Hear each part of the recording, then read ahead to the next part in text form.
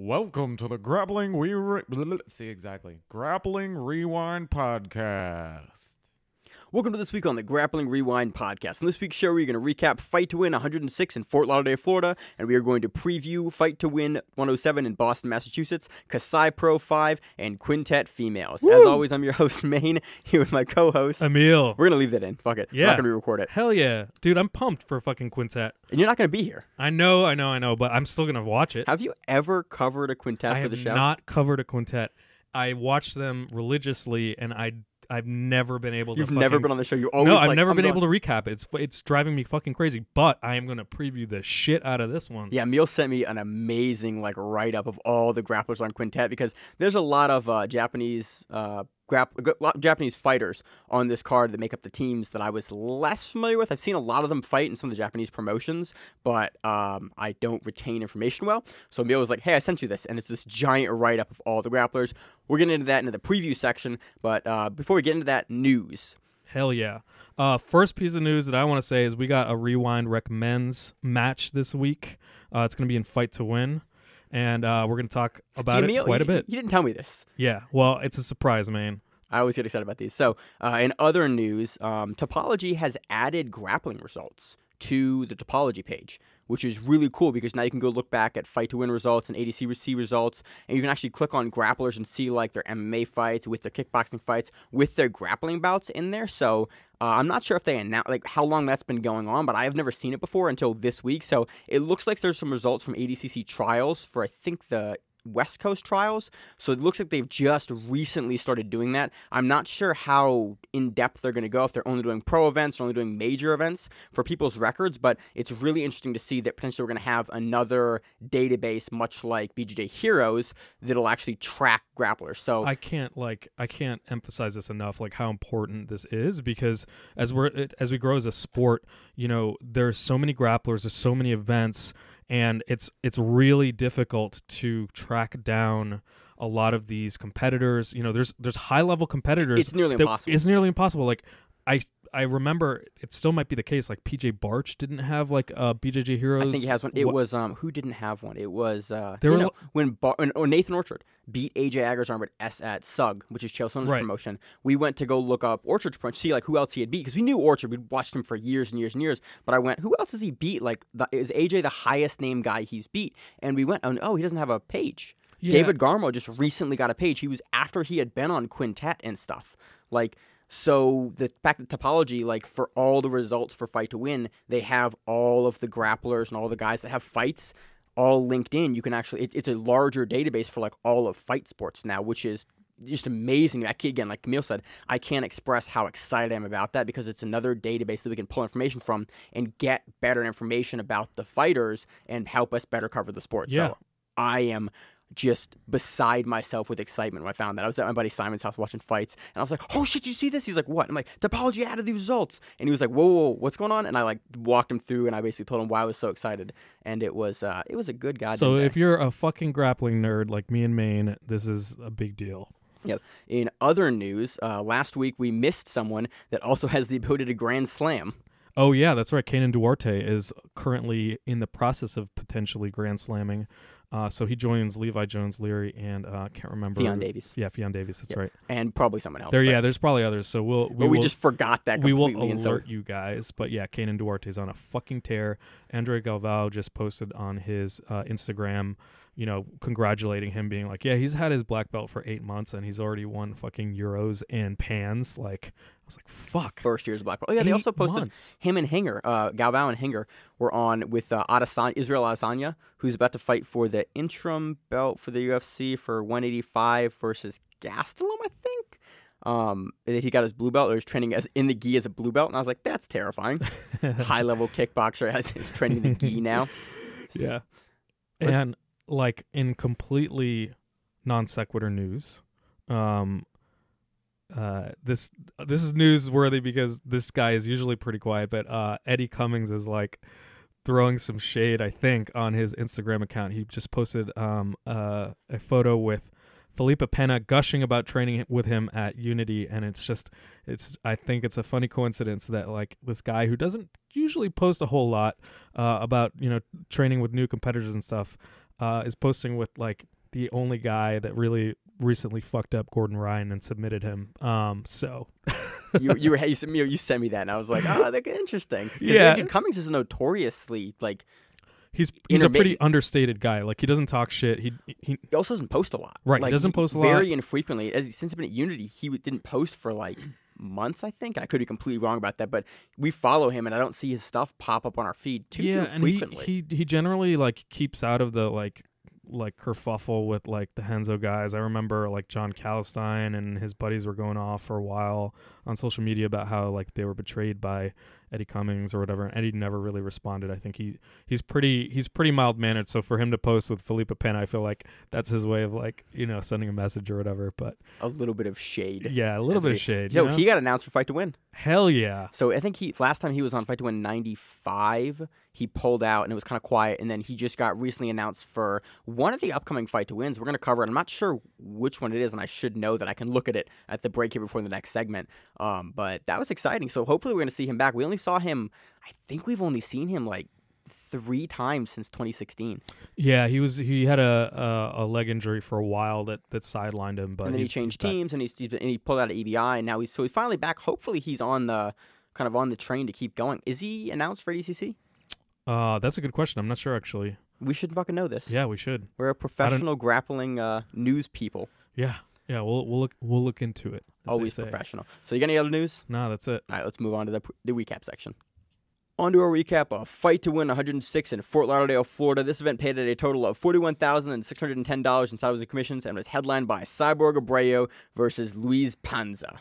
Where do you want to start with this one, Emil? We'll start from the top, man. So that's a huge payout. Yeah, 41 grand. Yeah, that's pretty close to their ceiling, right? Like I think the maximum they paid out recently was like 50 grand. Oh, grand. was it 50? Yeah, yeah. 50, I remember that was like a few weeks ago that they topped it. So that's awesome. $41,000 of the competitors, like that is nothing to shake a stick. That's really great. Yeah, because like this.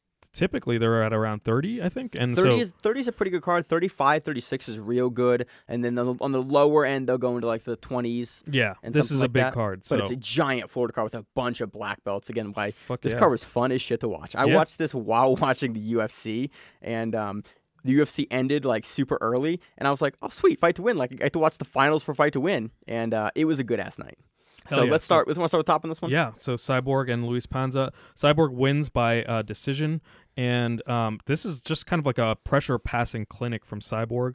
Really, really great guard work from Luis. Like especially, I think they said 230 pounds or whatever. Cyborg's a big dude. Yeah, these are big motherfuckers. And Luis was inverting, and even sweeps Cyborg at one point, but doesn't maintain control. And you can't do that with Cyborg if you give him space, which is exactly what happens. He reverses immediately and then gets to the pass. I was kind of impressed with that sequence. Yeah. Like he immediately he identifies he's going over, and then stops it, corrects it, reverses, and then is able to pass off the reversal. I was like, oh shit, look at that. Yeah, exactly. Like he can turn your attacks against you. He's extremely dominant. You don't want him past your fucking guard. Like and actually Luis is miraculously able to eventually recover a guard, but that's after minutes of Cyborg just crushing his will to live. So and there was a lot of like Cyborg definitely at certain places in this match didn't get stally, but definitely got controlling. Exactly, it's control. It's like, you know, and that doesn't exactly play itself into this rule set. So you know, it was a dominant match from Cyborg in a control standpoint, but not dominant in terms of like putting Luis in serious danger. So yeah, it was good. But the next match is the fucking Rewind Recommends match. This is Karen Antunes defeating Talita Alencar by decisions. Fight of the night. Do you want to? You stepped on it. So it's Fight of the Night for the black belts, and Karen Antunes becomes the Fight to Win flyweight champion. This was fun as shit to watch. It was so like even the commentators were saying like these women are leaving nothing on the fucking mats. Like they were going completely ham. It starts off like at some point there's a calf slicer from Talita that's countered by a toe hold from Karen like off the bat. And they roll and roll. They're rolling like it was just off like the mat it looked almost. like both submission attempts looks excruciating. They stand up. There's a flying triangle from Karen, you know, like, and she keeps the triangle. It's not like she throws her legs up and then gets shucked off. Like she keeps working it, and Talita's able to like barely get out. That was funny because I was watching that and I was talking. I was like, oh, she's got the triangle, and I'm like acting like the Mick asshole I am, like with all the guys I'm watching with, like, oh, I definitely got the triangle, and then she's like, oh, she got to adjust the angle, and then Talita pops out. I was like, well, that's gonna happen. I just immediately had to eat my words on it because it was deep, and it was a fucking deep, and I didn't think that she was just going to be able to pull straight out of it, especially in the gi. Talita did a really good job at squaring up with Karen and denying her the angle to finish the triangle and buying just enough time to be able to work her head out and then begin her own passing sequence. But like I can't, like Maine and I could not stop and describe every sequence in this match. It would be 30 or 40 minutes of that. There were knee bars, arm bars, triangles, omoplatas. Like this was just a fucking insane match. Like this is exactly what you want a fight to win match to look like, where it's like it's not necessarily super dominant from one end to the other. It's just you have submission attempts and attacks and activity on both ends, so at no point in the match do you want to look away. That's what Fight to Win's going for, and this match really exemplifies that, which is, again, why it's deservedly Fight of the Night for the black belts. I don't know how many submission attempts there were. Like, you know, like there's a lot of matches in Fight to Win where you're like, okay, this guy had these 2 submission attempts versus this guy's 1 submission attempt. I don't know what the number is in this. I had no idea who was in the lead. I'm sure the refs were paying, or the judges were paying attention to that, but like, holy shit, go back and watch this match. It's fucking awesome. It is definitely worth your time. It was a lot of fun. I got nothing else to add. It was just a fun match. Yeah. Great energy the whole way through. Like, deservedly Fight of the Night, and the kind of match that I would say go back and watch this if you're going to watch any match from this weekend. Yeah. So on to the next match. Rafael Formiga Barbosa defeats Alexandre. Let's give me the last name here. Pimentel via choke, and that was submission of the night for the black belts. And Rafael Formiga Barbosa retains the Masters black belt welterweight title. Yeah, this was a great finishing sequence. Rafael has Alexander in sort of like side control, where Alexandra is like he's like facing away, kind of like in the fetal position, but he has this really weird grip. Like he, you know, even though he's on bottom side control, he has like a cross collar grip that he's using to like stiff arm Rafael Formiga Barbosa, and like I just don't know why he was doing that. I feel like it was a liability, and Rafael was able to capitalize off of it. So Rafael basically grabs the arm that's cross-collaring him and like puts both of his forearms almost like rear naked, choking that arm for an arm bar, and he steps his leg over Alexandra's head, and he starts going for that like arm bar, the belly down arm bar from the top, and Alexandra's able to defend, and Rafael does this amazing adjustment where he steps right into a belly down crucifix position. This was super fucking sneaky. It was so sneaky because I had to like watch this multiple times. He was like, okay, I don't have this armbar. Because I thought he was getting the arm. And he's getting the arm. All of a sudden, like he changes and he's in a completely different position. And I was like, oh shit, like he's on the collar now. Well, the funny thing is, like I didn't notice this when he started attacking the arm. I noticed this after this finishing sequence. I was like, wait, when did he get the crucifix? And I like had to keep going back and being like, oh, off of the armbar, he just gives up on that and then goes on to the next attack. He transitions to the next attack, which is exactly what you want to do as a black belt, and it's beautiful. So he has this belly down crucifix, and then he rolls backwards, and he has Alexandra's arm trapped. So he just gets kind of like a bow and arrow style grip and just rips the collar choke for the submission. It was great. I love these kind of matches for Fight to Win. I love any match with a sequence that you have to watch and like rewatch to figure out what happened and where the tap came from. Those matches, like, because we do a lot of match study on the show, we do a lot of tape study. Those are the ones that always get me going the most. It's like, what did he get him with? It's like, how did he get there? It's like you see the guy on the arm starting off, then he like makes a transition. You're still watching the arm as a viewer, and then you're like, okay, he finished him with something different that wasn't the arm, and you go back and you have to rewatch the sequence. Those are the kind of matches and the kind of submissions that just get me going on the show. I love my flashy shit, don't get me wrong. I love a flying triangle, but from a technical perspective, these are cool because it sets up something else and then it finishes with something different. So I enjoyed it a lot. It deservedly submission night for the black belts. Absolutely. Move on to the next one? Yeah. All right. Catherine Perot defeats Luana Alzugir by split decision. This was like I am ashamed to say I did not realize Luana Algazir's pedigree, but like, holy fucking shit. No, I didn't realize, like, they were like, yeah, she's like a 5-time black belt world champ. And I was like, what?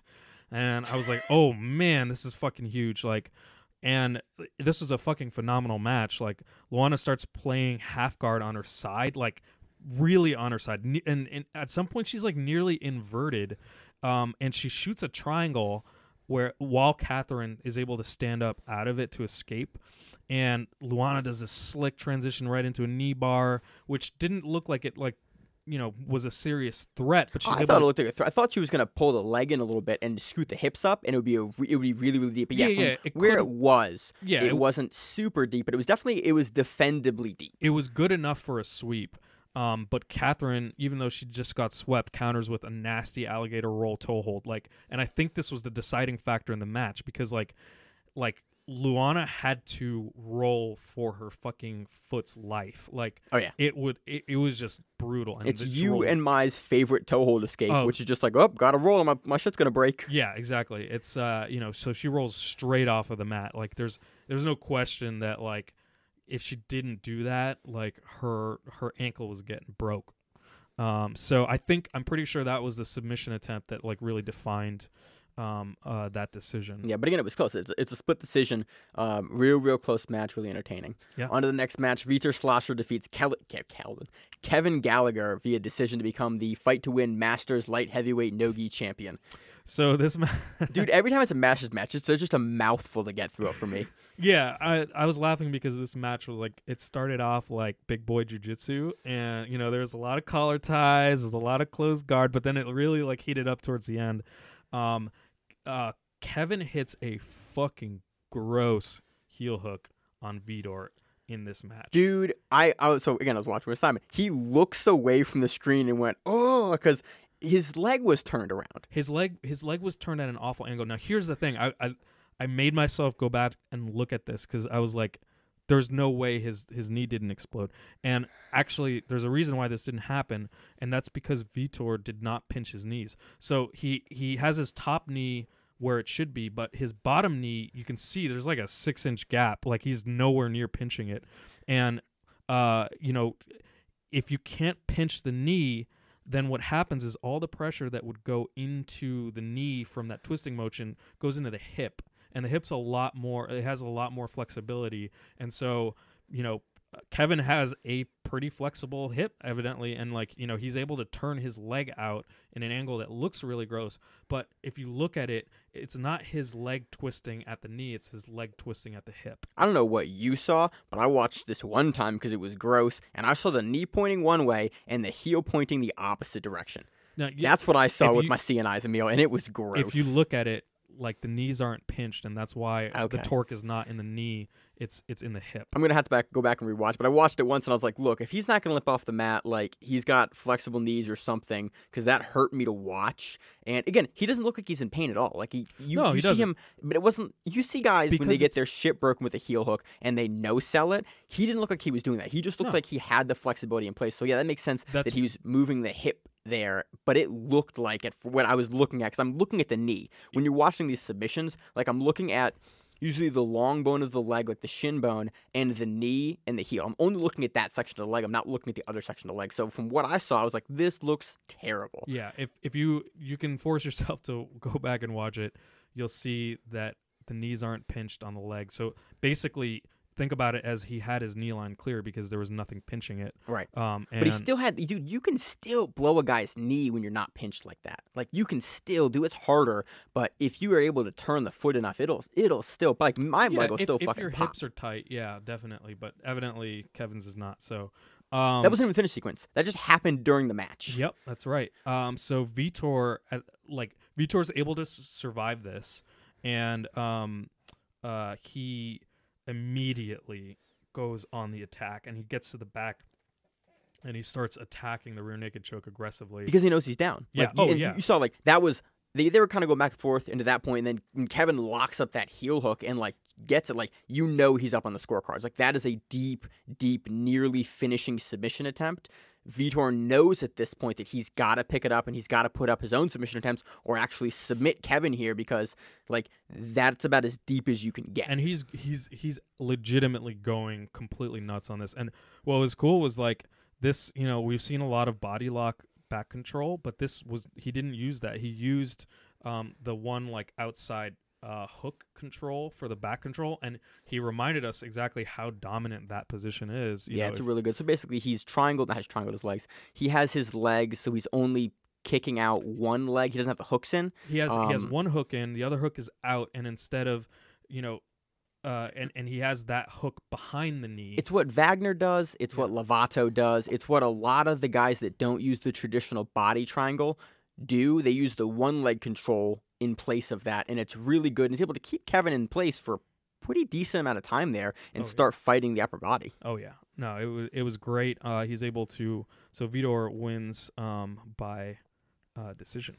It was a fun match. Hell yeah. So next match we have Enrico Coco defeating Travis Magalet via armbar. He becomes the Fight to Win Nogi Masters welterweight champion. So actually I think this was a Kimura, but this was a fucking phenomenal match. Like Enrico pulls guard, and he like calmly is in seated guard, and then he grabs up a single leg and fucking explodes upwards. Like he had Travis completely off the mat. This wasn't like the like single leg where I'm gonna kind of like bump you down and your butt's gonna hit the ground. This was like I'm lifting you up and you're going sailing, and like slams him into the ground.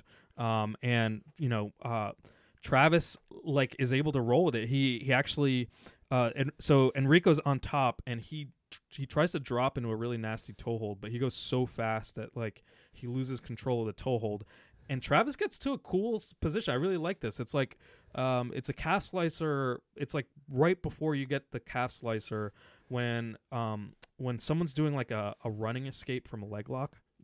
This is my favorite calf slicer, by the way. Yeah, it's a phenomenal calf slicer, but he just chills there. Rather than going for the calf slicer, he has his legs in this kind of like X-guard calf slicer position from the back, and he has Enrico's leg tucked into his armpit, and he has a ton of control from this position. It was really, really interesting. Like, I haven't seen someone just like use that as like a controlling position before. It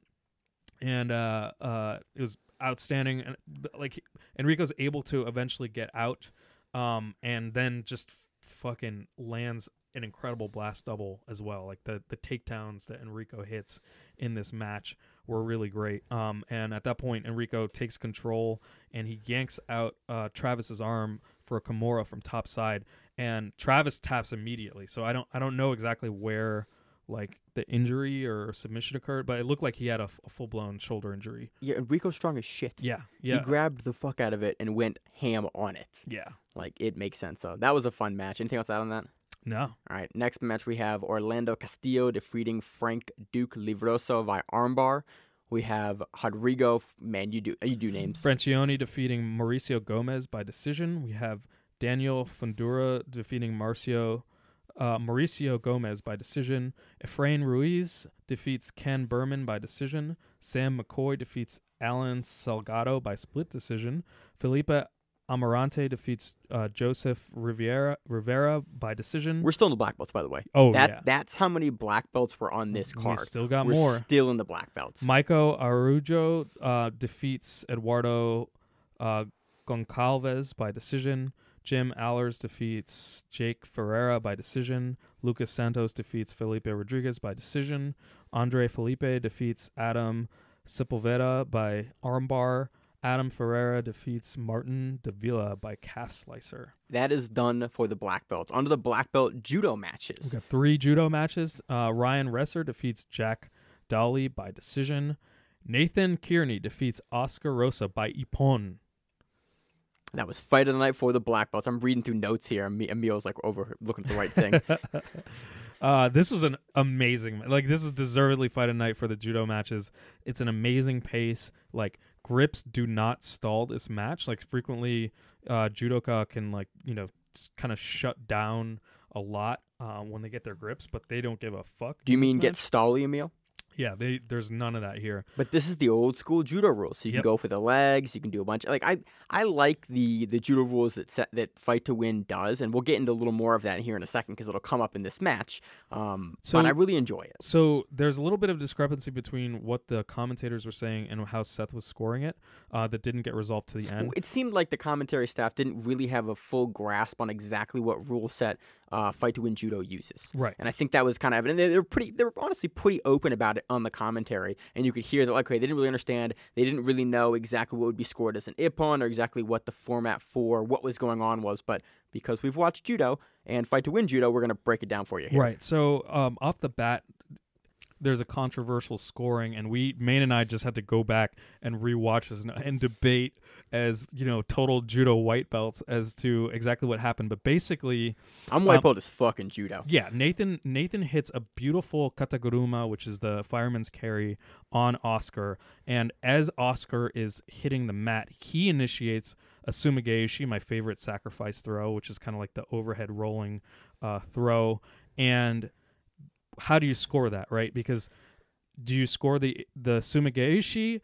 So two things here. I think you're looking at the wrong piece of the throw. Mm-hmm. So if you look at the sumigaeshi, he is starting to throw, but Nathan doesn't land in a scoring position. He maybe would land for a yoko or like a lower minor throw. Yeah, because it looks like he lands turtled. So kind of lands to the side a little bit and immediately goes turtle. But what you're looking at here and why it scores an ippon is that as Oscar is going back, Nathan still has basically forward momentum. So Oscar accidentally throws the sumigaeshi and lands directly on the backs of his shoulder blades, which, because Nathan still has grips and is driving forward, he basically ends up ipponing himself in that position if you're looking at the old rules, which is what Fight to Win's using. I think Nathan legitimately was throwing this motherfucker on his back, and he did what anyone would do, which is to use that momentum into sumigaeshi. But I think once someone is throwing your ass, like, I don't think you could count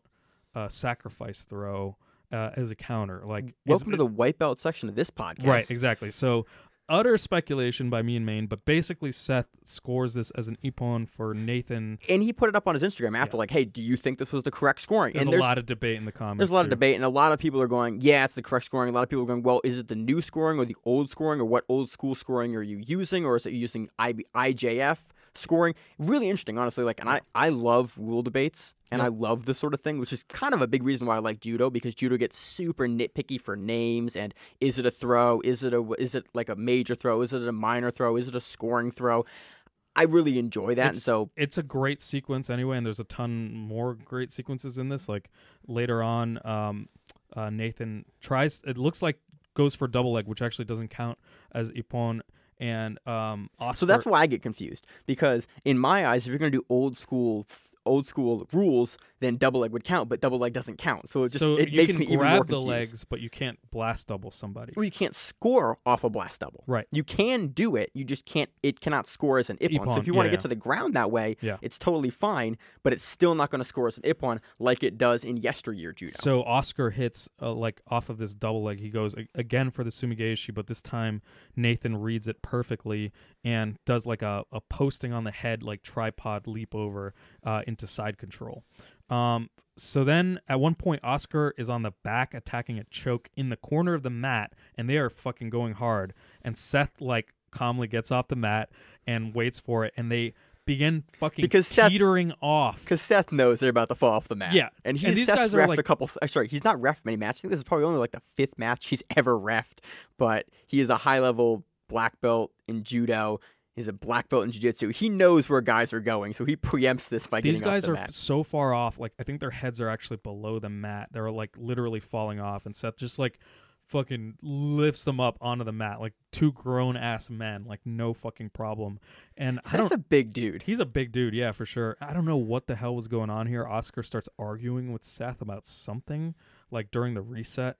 I just feel like Seth is not really a gentleman to argue with. No, yeah, exactly. Seth does not care. No. And that's why he's run a promotion for jiu-jitsu that's actually been around for more than 2 events, is because he deals with the guys arguing all the time, and he does a good job with it. So the finishing sequence for Nathan hits another ippon. He goes for an uchimata, and just to and he has an underhook grip, but the uchimata is where if you're the thrower, you have your leg in between theirs and you kind of lift up. This is my favorite fucking throw. Yeah, I love this throw. It's a great throw, but it's interesting. He like this is really subtle. So he launches into the Uchimata, but he doesn't commit.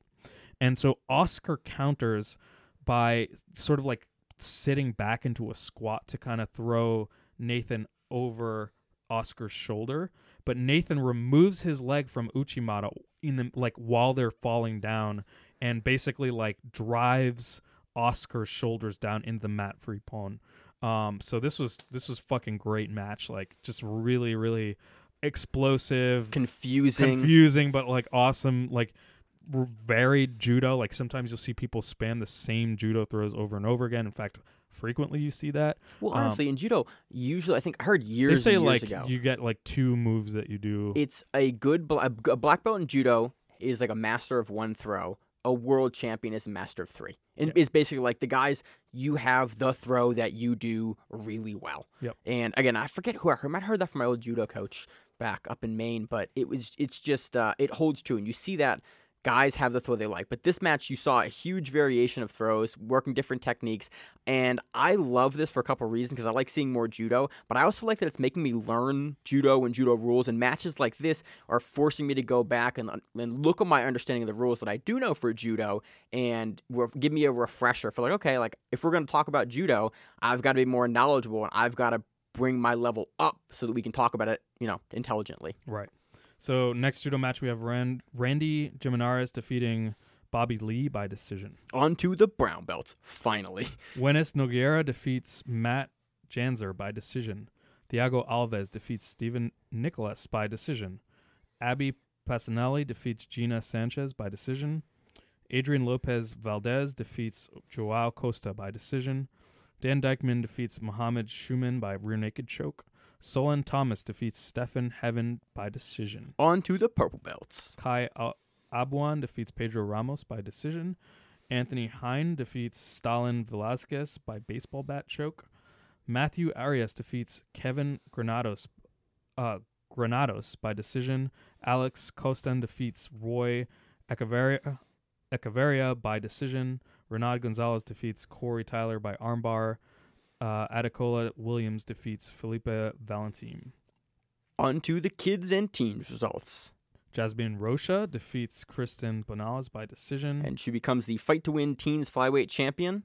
Achilles Rocha defeats Damian Soto by DQ. The leg lock. So both Wagner's kids get a win on this card. Hell yeah. But Wagner's not on the card, so they didn't get the triple threat. Yeah.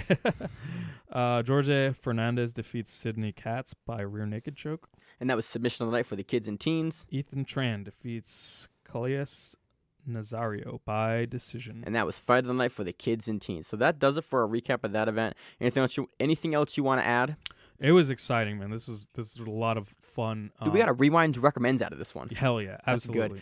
The really black belt portion of this card was a lot of fun. A lot of big name guys that we don't see together a whole lot. So it was a lot of fun, and it paid out really good. $41,000. Like that's a good payout for these cards. Yeah. All right, let's on to the next one. So on to our preview of Quintet Fight Night 3, the ladies, the Female Open Team Championship 2019. This is so fucking exciting. All of our quintet coverage is they're our favorite events to cover. They're the rule set Maine and I have beaten to death. And you have missed every single one of them. Yeah, I haven't been able to cover any Wait, is it Quintet or was it Quintet or Kasai that you've missed every single one of? I'm pretty sure I have not covered any quintets. I think I've covered a Kasai. Quintet, Maine and I have talked about this before. We think it's the most exciting fight rule set that there is. It's a 5-person tournament with 4 teams in it.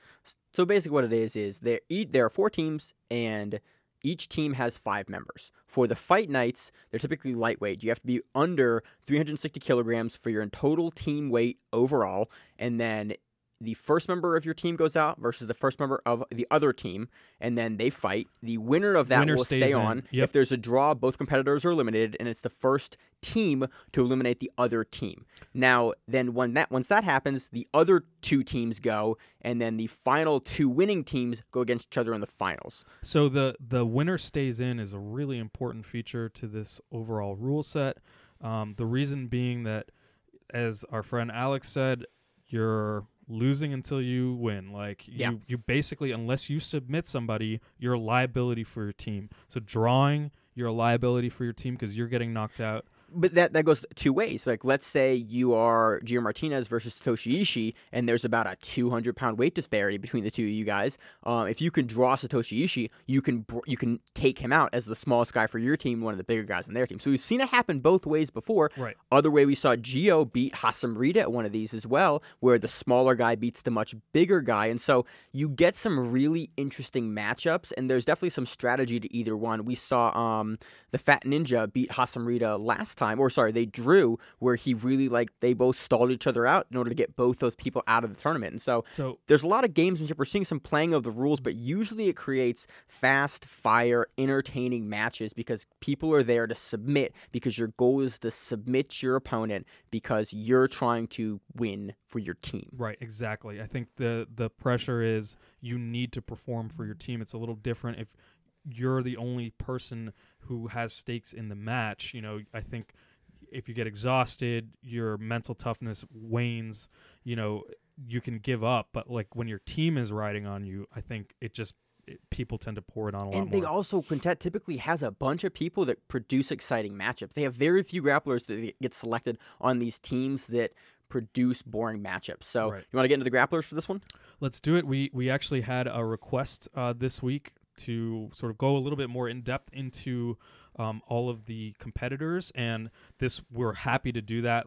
We get really excited by Quintet, and it was a do a better job request because we blow through some of these previews sometimes, the person was like, hey, actually do a little research and let us know who they are. So I'm happy to do that. I want to say we did. Emil did a great job on this, and we're going to go through it. We learned a lot, and there's really great narratives behind all of these teams, so let's get into it. You sent me this PDF, and it got me so much more excited about this event. I was like, oh shit, this should be a lot of fun. This should be a lot of fun, and I actually don't really there's some favorites that I have, but I could see this going to any of the four teams. So the first team, let me read you the team names. There's Team BJJ Kunoichi, there's Team Sun Chlorella, there's Team 10th Planet, and Team Deep Jewels. All of them have a completely different makeup. They all have their own personalities. So we'll start with I guess the most decorated from a jiu-jitsu standpoint, Team BJJ Kunoichi, led by Rikako Yuasa, who is a fucking monster. Who is one of the most decorated female black belts of all time. She's won her weight class in the gi for IBJJF in 2015, 2016, 2017, 2018, and has looked virtually unstoppable. This is at black belt, too. This is not bogus purple belt, blue belt, whatever. She is demolishing at the black belt. This is in the gi. And we saw Rikako on last Quintet as well, and she won her match in a pretty impressive fashion. But we saw her on EBI, and she got taken out in the quarterfinals. Yeah. And so it was we've seen her definitely go get taken out in other events that are similar format to Quintet before. So it will be interesting. But she is definitely she's the captain of this team for sure, and the most accomplished black belt on this event. Oh yeah, and just about with 4 back-to-back black belt world championships, she's an outlier. So what's really interesting is that the rest of this team, and we'll get into it a little bit, seems to be heavily drawn from Quintet Amateur. So these women have competed some together, some against each other. So potentially that could be good. They're certainly familiar with the rule set, and there could be really good chemistry between them. There is a huge gap in skill level, and so let's get into that a little bit. So the next highest I would say accomplished person is Iori Ichigo, and by the way, Rikako weighs in, she competes at about 53.5 kilograms, which is about 118 pounds. Iori Ichigo weighs in at about 49 kilograms, which is 108 pounds. She's a black belt.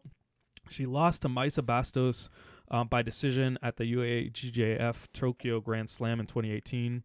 There's actually, I looked for a video to kind of see what her style is, but they didn't load that match on Flow.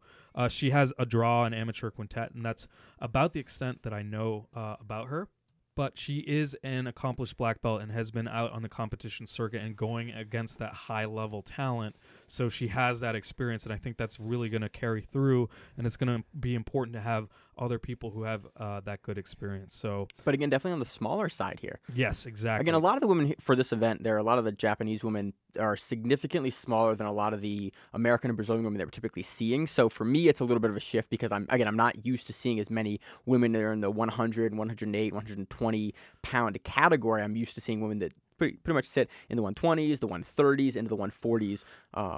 Just more frequently being over here in the U.S. Right. So without crunching any of the numbers here, I would say that and doing any math whatsoever, 108 is certainly on the lighter end. I don't think there's anyone here in this event that's lighter than 108 pounds. I would say the average is probably around 115 to 120 pounds. So yeah, certainly Iori is on the lighter end of things, but there are a number of 108 pound competitors in this match. Yeah, it looks about a third of the competitors for the entire event on all four teams are about 108 pounds, 49 kilos. So the next up is Akiko Sawada, weighing in at 55 kilograms, 121 pounds. She's a purple belt, and she is 39 years old. So, this is where that kind of like skill level is starting to develop. That gap is really coming up. In terms of records in majors, I only see one match, and that's at the UAE JJF Tokyo Grand Slam 2018, and it was a loss.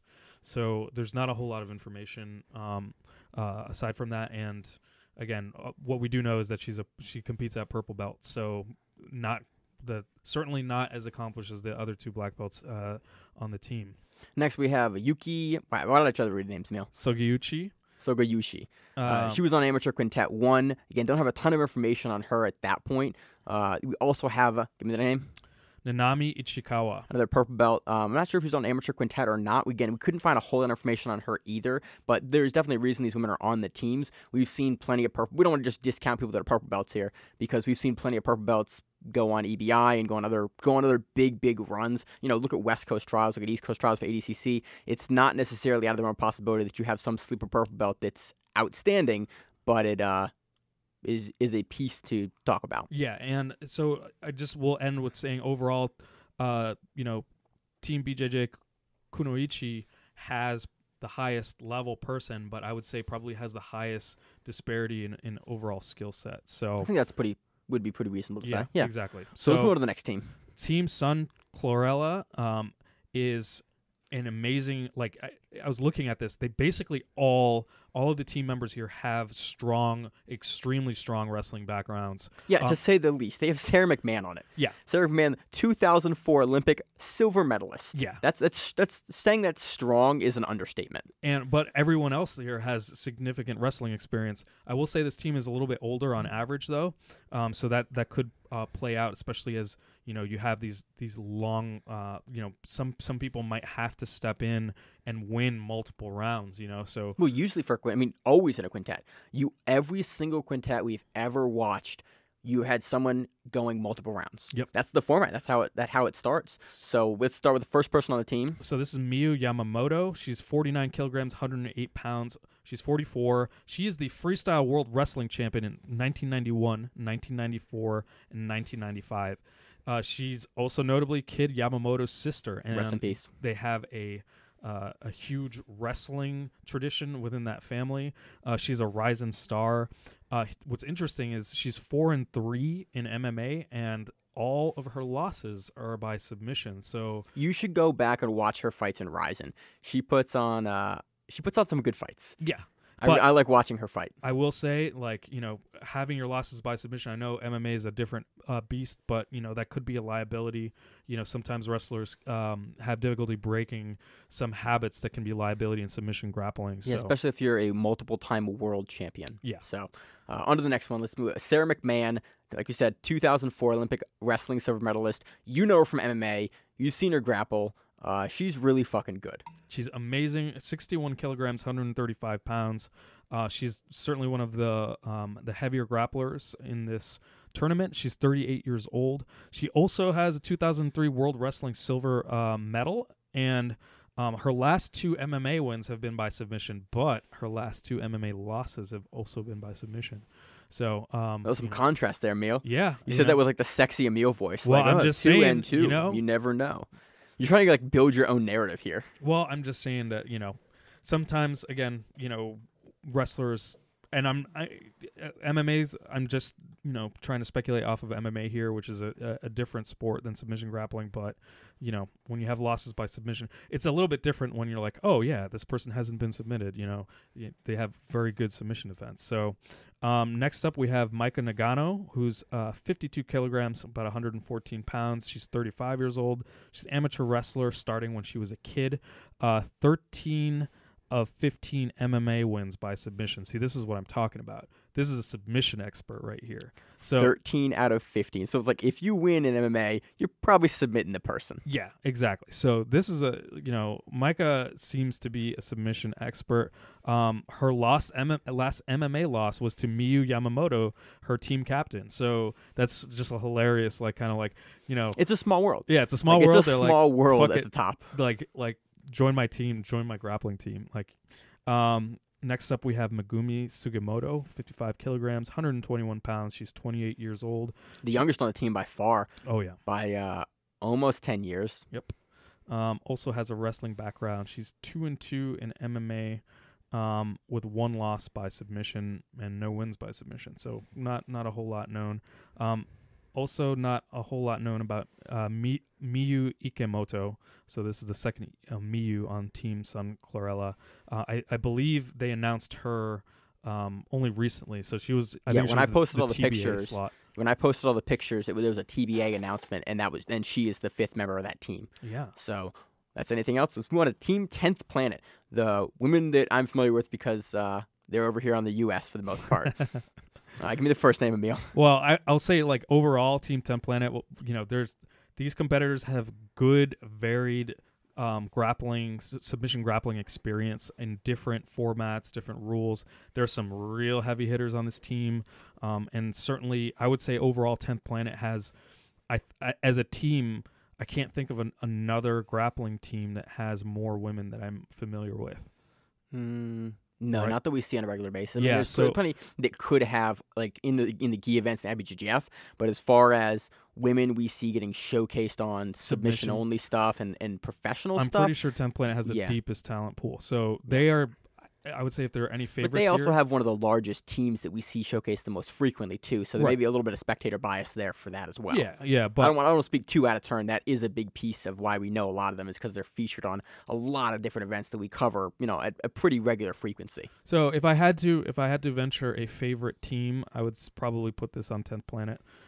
First up, we have Lila Smada Cruz. She's an EBI veteran. She has the fastest submission in that particular tournament at 23 seconds. She's a really old school brown belt. She's the third, I think, female brown belt from Eddie Bravo. So she's been around for a little bit. She's very experienced, and she has some experience in the submission tournament format. EBI format and a fast submission, which, again, for Quintet, fast submissions are what pay dividends. If you can get in there and get out of there really quickly and knock out another member from a team, that is pretty much one of the most important attributes you can have on Quintet, because if you have a grindy match where you barely finish someone at the end, you're going to be really tired when the next person comes in. So quick finishers typically do really well in Quintet. That's right. So next up we have Fabiana Jorge, also an EBI veteran. She's a purple belt on this team. Yeah, we've seen her on a couple different events. I think most notably EBI, but I feel like we've covered her for Fight to Win or for at least 1 or 2 other events. I know I've seen her compete before. So again, deservedly a name to be on there. Next, we have Liz Carmouche. She has 135 pounds, 35 years old, prolific MMA fighter. You should know who Liz Carmouche is. She is the number-ranked 5th flyweight in the world. She was a Marine at one point. She's not particularly known for submissions in MMA, but she previously competed in Subversive, which is going to be good experience because Subversive is Fight to Win's 5-person team tournament. And she was with 10th Planet then in the co-ed 5-on-5 tournament. She submitted Sofia Nordano by choke in overtime and Nia Rollins by choke in the finals. And I'm pretty sure that was the deciding match. Yep, that was the final match of that tournament. We were really excited about that because all that money came down to her match, and it was a women's match at the final. So that was super exciting. Liz Carmouche it just has some of the most experience of any of the women on here. Like, there's definitely a huge depth of talent here on the event overall, but she is definitely up there as far as experience. Again, and she's the 5th ranked flyweight in the world right now. Like, she's still in her competition prime for an MMA and competing in grappling, so that's exciting. I foresee that she is going to be she's just super tough. Yep. I foresee her being a really tough matchup for anyone that she runs against. Yeah, I can see her just, I mean, like, could you imagine her, like, going up against, for example, Rikako Yuasa? Like, there's a weight disparity. I hope we see that matchup, by the way, because that'll be really exciting. It'll be really interesting. So next up, we have a name that we have covered quite a bit recently. She's a fucking assassin. She's 15 years old, Grace Gundrum of 10th Planet Bethlehem. She has numerous impressive wins. We've seen her punch way up in the past. And the sky's the limit with her potential. We've seen her on EBI a bunch of times. We've seen her on Fight to Win. We've seen her on Submission Underground, Gracie Nationals, Finishers Sub Only, Ultimate Mat Warriors, like perennial contender at 15. Like, we've seen her. I think she was on the kids matches, and I think she's the woman that is why the kids matches no longer have heel hooks. Oh, that's right. I think that was Grace's match where she just crushed some kid's leg, and at like 14 or something, or 13 even. Yep. And she knows what she's doing. She is not a stranger, even if she's only 15. She's not a stranger to the lights, and she is someone I can see, really being showcased heavily on here. It'll be interesting to see who she matches up with, and how much kind of above her weight, in quotes there, she can punch up here. I'm pretty sure she's also going to be on the lighter end at around 108 pounds. Yeah, we don't have a weight for her. I forget what she wrestles at. She's been wrestling up in PA, and I forget what weight class she ended up wrestling at. And I should kind of know that because we cover her frequently enough. So it was really interesting to see her on this because I've not seen her on a team event like this before. Right. So last up on the 10th Planet team, we have Elvira Karppinen, who's 60 kilograms, 130 pounds. She's about 29 or 30, and she's a brown belt. She's notably defeated Mackenzie Dern and Michelle Nicolini at ADCC. That's why you know her. Yes. Because she beat Mackenzie at 2017 ADCC in the first round. Everyone was like, who is this woman that just beat Mackenzie? That's why you know her. Just solid grappler. Yeah, and she almost got gold. She just lost to Bianca Basilio on a ref's decision with 0 points. So she can hang with the best and defeat a lot of the best as well. So she's competed in trials and got to the quarterfinals too. So she is. This is the trials of ADCC. She is the trials of ADCC. That sounds way more badass than ADCC trials. Yeah, the trials of ADCC.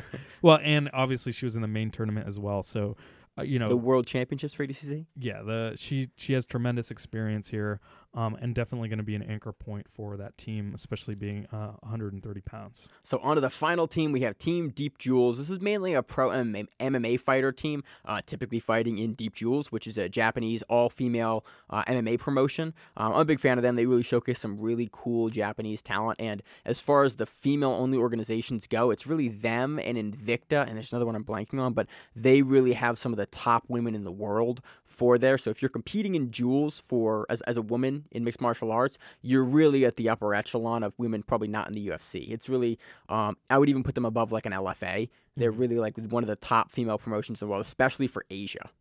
So leading this Team Deep Jewels, we got Tomo Masawa. She's a pro MMA fighter with no significant submission wins. So 2 out of her 12 wins were by submission. Next up, we have Emi Tomimatsu, 49 kilograms, 108 pounds, 36 years old. She's a pro wrestler and MMA fighter, again, with no significant history of submission wins, 3 out of 14 wins by submission. This next grappler is the fucking ringer. King Reina, 74 kilograms, 164 pounds. She's the largest grappler in this tournament by a significant margin, and she's only 22 years old. She's a pro MMA fighter and judoka. a Ryzen veteran and Deep Jewels veteran, 4 out of 11 wins by submission. She's going to be giving people some fucking problems. Like, yeah, that's what she does. She gives women problems. You watched her in Ryzen. I've watched her in Deep Jewels. I think she just had a fight pretty recently in Deep. Yeah, she gives people problems. That's kind of like the best way I can describe her. She just gives people problems. She's not invincible, but man, she is going to make you fight. She's like the equivalent of Josh Barnett, you know, like rolling up into a team where you're just like, yo, how this person's could potentially like wreck house and take out 3 grapplers, you know. Yeah. You know, because potentially she's 164. Yeah, like there are what plenty if she of goes women. about 108-pound, you know, opponent? You have like 50% of your body weight on someone. Like yeah, that's impressive. She's gonna rip them apart. Not necessarily. I think but we've seen plenty. That's why I like Quintet so much, because you think that, but it's basically like a big open. We watched Gio Martinez beat Hassam Rita. Like, it can go either way. She's a tough matchup for anyone, but she's a judoka. Yeah, that's a good point. But she goes against Rikako. Yeah. Like that's a tough matchup because throw her on her head. Multiple-time world champion. Who's gonna get thrown on her head?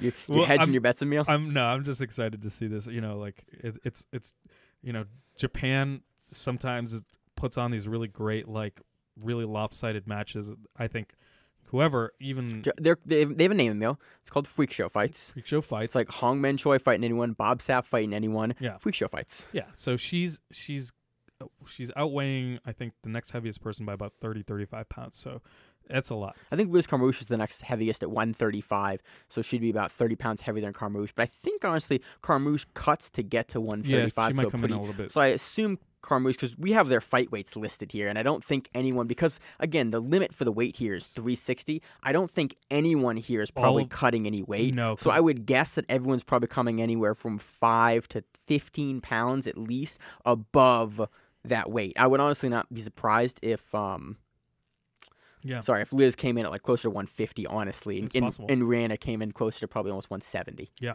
it's definitely possible. So next up on Team Deep Jewels, we have Yukari Nabe, 55 kilograms, 121 pounds. She's 31 years old, pro MMA fighter, 1 of 6 wins by submission in the Deep Jewels promotion. Last up, we have Hikaru Ono. She's 49 kilograms, 108 pounds, 26 years old, Ryzen Grappling Open Tournament champion at the adult expert level. This is the under 55 kilogram no-gi division. So that's a huge accomplishment. She has submission tournament experience here. She's a pro MMA fighter with 3 wins and 1 loss. No wins by submission, but 1 loss by submission. So we'll see how it goes. This team, I would say, is pretty bimodal in terms of the weights. So there's like, 3 108 pounders, and then King Reina at 164 kilograms. And 164 pounds. Sorry. Not kilograms. 164 pounds. Dear lad, not Gabby kilograms. Garcia. Calm down. And then Yukari Nabe at 121 pounds. So there's this one's skewed lighter with a couple of outliers in terms of overall weight. Okay, so now that we've gone through all the grapplers, who do you want to see match up with each other? And then do you want to hedge on who do you think, what brackets do you think happen? There's too many permutations as to what can happen there. I want to see, I'm excited, honestly, for any of these matchups with some of the heavy hitters in all of the teams. I want to see what Liz Carmouche can do against a IBJJF world champ. I want to see what Sara McMann can do against, King Reina. Just like that. Yeah. There are. That's why we like Quintet, because you see, like, okay, there's a bunch of these people I'm going to see, and eventually I can see multiple rounds of this person. Like, you see Gordon Ryan do multiple fights. You can see Josh Barnett in multiple bouts. It's exciting, and I love Quintet for that reason, because no matter what happens, it's always exciting. Yeah. And I'm amped for it. Hell and yeah. You're going to fucking miss it, Emil. Yeah, no, I'm going to watch it. I'm just not going to fucking cover it. I'm not going to break it down. I get to watch grappling. You don't have to cover it. I miss that, Emil.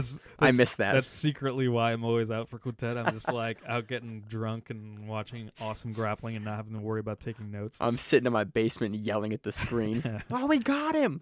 So that does it for our preview of Quintet. On to the next one.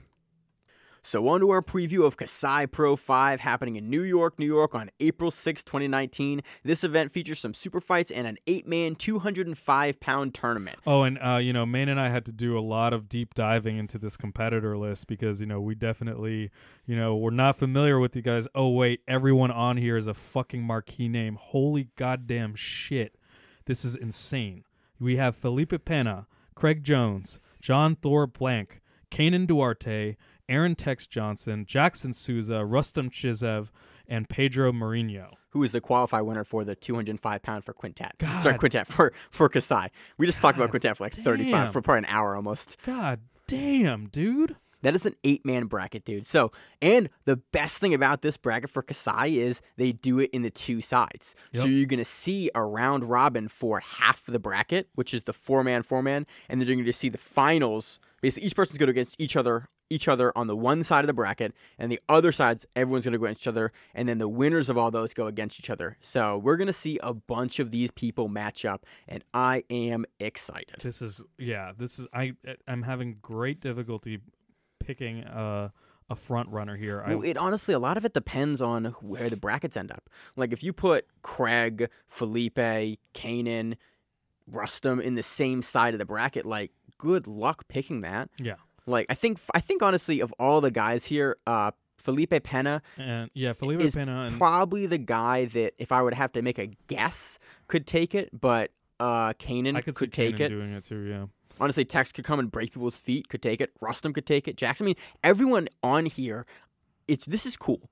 Everyone on here, I see a path to victory. Yeah. Like, it's very possible I could see any one of these grapplers 8-man tournament, and that's rare for us. Yeah. Like, it's very rare that I look at a lineup, especially like an 8-man tournament. Like a 4-man tournament, you can always kind of like, okay, maybe these guys can win. But an 8-man tournament, to get 8 top-level grapplers where I see a path to victory for every single one of them, that's super rare. Yep. That's awesome. I am amped about this. Yep.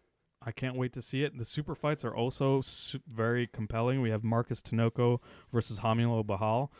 We have Dante Leon versus Edwin Najmi, which is such a weird matchup, and I can't wait to see exactly how that goes down. Well, Edwin Najmi is he got the ADCC nod. Hell yeah. For invite. So Sweet. Potentially he's ramping up again for that. And I assume it's Nogi. Yeah. He was injured for a little bit. I think he got knocked out of one of the earlier Kasais. And then I think Hanato Kanuto had to step in, or that sounds familiar, but I also am not going to check, so I don't know. Yeah, I think it was Hanato who stepped in. And then we have Maisa Bastos versus Fiona Watson. That's also an amazing super fight. This is a phenomenal event. This is just everything I want to see. Every single name I want to be seeing compete on this event. Dude, Kasai does a really good job, and I love that they have a qualifier. Yeah, like what is that name? Pedro Mourinho. Like, I love that you can win your spot onto a major event like this. Like, there's something awesome about that. It's like, look, you want to go in and compete against all these top name guys, win our tournament. You win your spot and your opportunity to make a name for yourself against these top level guys. Kasai, I think, is kind of like the premier promotion now that I think about it. Like, in terms of like submission, the other ones that are out there are Polaris, but there's a lot of them. It all depends. Like, I think all of them have different rule sets. I think Kasai typically gets the largest hot marquee names. Yes, exactly. Right now. Yeah. But there's a bunch of other promotions that showcase like really good guys and interesting matchups. But Kasai tends to get like the guys that are hot right now. Hot, and also the tournament, round robin tournament format is also really nice. And it's not just a bunch of super fights like up together. You get to really dig into like who's the dominant person. I would put Spider pretty close to Kasai, although I'd say on the whole Kasai's talent level tends to be a little bit higher. But Spider also has a really nice round robin format. But Spider's also looking at IBJJF guys too, and Kasai's looking at sub only. So it's like, again, I think each one of them, I think all the tournaments we cover all do different stuff. So for me, it's really hard to say, like, this is my super PC answer. It's really hard to say one's the best or not. But it's like they all do different things. Kasai's format is really, really hell-bent on, like, guys that are looking to push action. And like for submissions, again, they have some matches that don't necessarily do that, but they always have like the new hotness, not the new hotness guys, but like the guys that are currently on big streaks, and they like to throw other guys on big streaks against each other, and they're able to do it. Word. So you got anything else on this one? No. Awesome. Move on to the next one. So on to our preview of Fight to Win 107 in Tingsboro, Massachusetts on April 5th. I'm calling this Fight to Win Boston. Yeah. Which is what it is now. It's now announced as Fight to Win East Coast, but it was initially announced as Fight to Win Boston. So I think Tingsboro is actually a suburb of Boston. I think, but I don't know. This event is main evented by a 145-pound black belt gi match, Anna Carolina Vieira versus Luisa Montero. That is a really good matchup. That's going to be outstanding. We've seen Anna Carolina on a fucking tear, really just demolishing people since black belt CBD. And even before that. That's when like we started covering her more in depth on the show after that performance, and now she's off that knee injury from that event, and she's looked like a world beater. I have her as my front runner for Worlds for medium heavy. Hell yeah. We just saw her last week on Pans. Yep, that's right. That's why. Yeah, she won Pans. That's right. So on the co-main event, we have a 190-pound black belt judo match, Rick Hahn versus Mooney Cole. Should be a lot of fun. I love that they're showcasing the judo on the co-main event finally. Like, done a couple of them, on the lower cards. They get how it runs. I am excited for that. Next match, we have a 200-pound black belt gi match. We have Gustavo Batista versus Orlando Monteiro. We have a 240 no gi bout. Tyler King versus Nick Rodriguez. Hell yeah. Nick the show pony Rodriguez. That's right. So that should be a lot of fun. Dude, on his first fight to win is on like the top end of the card. Yeah. I mean, he fucking made a name for himself, so yeah, it makes dude, sense. Won the trials and got second place of the trials on his like 3 months in or something like that. So next match we have a 235-pound judo bout. Andrew Jacobs versus TBA. We have a 208-pound black belt gi bout. Gilvin Costa versus Pedro Agrizi. We have a 205-pound black belt gi bout. Gilmar Santos versus Brian Caldwell. We have a 205-pound black belt no gi bout. Daniel Simler versus Corey Guittard. We have a 190-pound judo match. Marcus Silva versus Eugene Tunick. 190-pound black belt gi bout. Lucas Cruz versus Jared Lawton. We just saw Jared Lawton this weekend on Tap Cancer Out as well. We have a 178-pound judo bout. Elvira Karppinen versus Sergey Boisiu III. We have a 162 pound black belt gi bout. Mateus Gonzaga versus Felipe Simplicio. 160-pound black belt gi bout. Thiago Alves versus Pete Jeffrey. 145-pound black belt gi bout. Douglas Lemus versus Lucas Dantas. 145-pound black belt no gi bout. Ryan Clay versus Paul Gorman. Paul Gorman. They spelled it wrong. Aha. Shit, Paul Gorman. I've watched his fight before. He fights out of the academy. Sweet.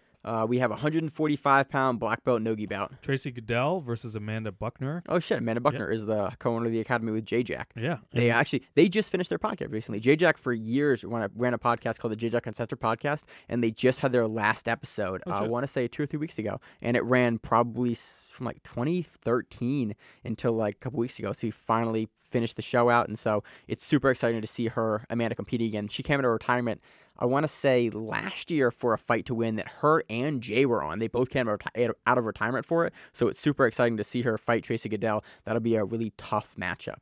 We have a 40-pound black belt gi bout. TBA versus Thiago Gama. We have a 130-pound black belt judo match. Walisa Rivera Perez versus Michelle Marcus de Oliveira. And we have a 205-pound brown belt no-gi bout. Scott Garlick versus Troy Everett. The walkout king. So I hope he fucking brings it with the walkoutness this time. We have a bunch of other brown belt matches on the card, some purple belt matches on the card, a bunch of no-gi bouts as well. Looks to be a really fun card. Boston usually fucking brings it. We have some orange belts on the card as well. I'm really excited for this one. Again, it's in our time zone, and that will be dope, and it happens on April 5th. Anything else on this, Emil? Oh, man. All right, that does it. So King of the Mat 5 happened this weekend. We have not had a chance to go through and watch the full video yet. It is up on YouTube. I think they're going to change the name of it because right now it is listed as Tim Thompson live stream on the King of the Mat's Grappling YouTube page. So the event's up. It's about 3.5 hours. We haven't got a chance to fully watch it. We know Dante Leon takes it and retains his middleweight title. So again, we're covering Dante Leon next week on Kasai. Definitely I'm going to go back and rewatch that because I haven't got a chance to see him yet. But it's up on YouTube. Highly recommend you go back and watch that to see Dante's performance as he goes through his entire bracket. Again, I fucking called it last week. Just saying. Yeah, well. So it should be a lot of fun. But again, full disclosure on the show, I haven't got a chance to go back and and watched the entire event yet. So, but it's up on YouTube if you're interested. In other news, the ADCC South American Trials, the Brazilian Trials, happened this week and actually happening today, Sunday, March 31st. There was an announcement on Fight Terra TV, basically that due to the lighting, the lighting in the venue, that they were not going to broadcast those matches or the finals. So I don't know exactly why or what happened, because that seems super weird, but they're not going to broadcast that. Yeah. Yeah, it seemed like a weekend of streaming issues. There's another stream that was taken down due to copyright issues. Yeah, the Third Coast Grappling stream is hopefully going to get back up there soon. It's on their YouTube page. We didn't get a chance to see that before it got taken down. So hopefully that'll be back up by the time this comes out. The Tap Out Cancer, again, has their videos are up as well. They're kind of parted out, and we didn't have a chance to go through those either. So it was somewhat of a difficult week to cover some of the stuff. Yeah. But I'm really disappointed about ADCC because Brazil, honestly, the trials are always really, really fun to cover. I think East Coast trials and West Coast trials this year were some of the most fun I've had, like, covering events, because you got to see guys like rise to this really, really cool spot. The Brazilian trials are also fucking huge, and given they're only having one Brazilian trials this year, so everyone from Brazil and from South America that's trying to get on ADCC is gonna be at this trial. So I'm not really certain why they didn't work out streaming ahead of time, because it seems like that would be like a giant interest generating event. Yeah, I got no comment. You know, sometimes these events in different countries, there's different accessibility and, you know, and different levels of promotion. So it's just, you know, they decided not to really push the streaming on this one, which is a little sad. But I'm super sad about it because I love watching the trials. So we will hopefully have the results for you out next week. Look on our Instagram. I'll try to post up some stuff as I find it throughout the week with like who's the trials winners are. I assume Flow Grappling will also have probably more extensive coverage on the trials as they have it too. But overall, it's kind of weird to be left in this gray area with such a major event and major qualifying spots for ADCC, because literally we're going to find out in every single division there's going to be another grappler in there all of a sudden that won the trials event. A Brazilian grappler too. So, you know, a front runner to win the event, most likely, or like at least a high level guy that'll be definitely in the mix to have one Brazilian trials. Right. So that's all I got. Anything else, Emil? That's it. All right. So that about does it for all our coverage this week. Emil, you are leaving us once again to go do other stuff, to go on vacation or whatever you're doing. To be a good uncle, my niece and nephew turn 8. You know, I gotta represent. Wait, you're going to Mass? Yeah, I'm going back to Are Mass. you secretly going to Fight to Win? Yeah, that's right. I got a whole persona, a whole name you've never even heard of before. I can't spell your name as it is, honestly. Like, it was in my phone wrong for probably like 2 years, and eventually you looked at it like, wait, that's not right at all. Yeah. Like the first name or the last name. Yep. Yeah, so I'm going to do that. I'm also going to see my mom out there, and she had the distinct pleasure of this weekend of meeting Josh Weinstock randomly while we were out for a walk. I'm so sorry for you and your family. No, it was cool. Josh was out with his wife and kids, and we were like just grabbing food in this pavilion randomly on this beautiful like 70-degree spring day. So it was a lot of fun. Josh, what's up? Good to see you. My mom had a good time. So every single week, Josh listens to the show. Typically, the show comes out on Tuesday, and at like 9 a.m., Josh just blows up our team chat all over us. Just like, oh, you fucked this up. You got this name wrong. This is wrong. This is wrong. I'm like, motherfucker, you can come back and do the show. Yeah. We should just have like a segment of Josh just recording a video of him, like, you know, grappling rewind. Weinstock Redacts. Yeah, exactly. Like we were talking about a year, like probably almost 2 years ago at this point, or probably we started the show, like probably our third episode, doing a segment on the show called Rewind Redacts, which is basically us going back and fixing all the issues from the previous week, which will be this week. It'll be a whole fucking extra series. And that's what we decided. We went, well, we couldn't do that because we get so much shit wrong every week that would just be a whole nother show. Yeah. That we'd have to fact check and like do research more than we already do. We actually do a lot of research on the show. Yeah. Not going to lie. You actually heard about it this week for Quintet, but we actually try to be somewhat knowledgeable about what we're talking about for the most part. And then the places when we're not knowledgeable, we try to also kind of level with the audience, which is you guys, and let you know as well. So, yeah, just wanted to let you guys know that Josh, like you guys, Josh also lets us know every single week with what we fuck up, which honestly I do appreciate because it helps us get better, and that's why we do this show, because we want to be informed. And the whole point of why we started the show at the beginning was to give better grappling news and let people follow submission grappling, which is why we try to cover as many shows as we possibly can and as many grapplers every week as we possibly can, so that if you are a fan of grappling and you want to get into it, this show should give you a jumping off point to like get into the sport of submission grappling that myself and Emil and Josh and Ryan and Matt really enjoy so much, which is why I probably spend like 20 to 35 hours a week doing show stuff. Yeah, absolutely. So thank you guys for listening. Thanks for all your various forms of feedback. We really appreciate it. Oh yeah, we really appreciate it. It's like the highlight of our week. It's like, oh, somebody left us a review. Sweet. Oh, somebody like sent us an email. Sweet. Someone sent us a DM. Sweet. And I sent it with the whole team, and we all got excited about it. So again, as always, I'm Maine with the Grappling Rewind. I'm Emil with the Grappling Rewind. And we will see you on the mats. If you like the show, please consider sharing it on Facebook with the folks at your gym. It's the best way that we grow the show, and we really appreciate it. You can reach out to us on email. We also have Instagram. We have Facebook. We have Twitter. We have Google+. Until that shuts down. We have a website. If you have an event you would like to have us cover, please let us know. If you have a name, like most people do, and you'd like to have us stop butchering it, let us know. Reach out to us. The show is also available on YouTube, Spotify, in addition to iTunes and every other podcast service. We very much appreciate your time, and thank you.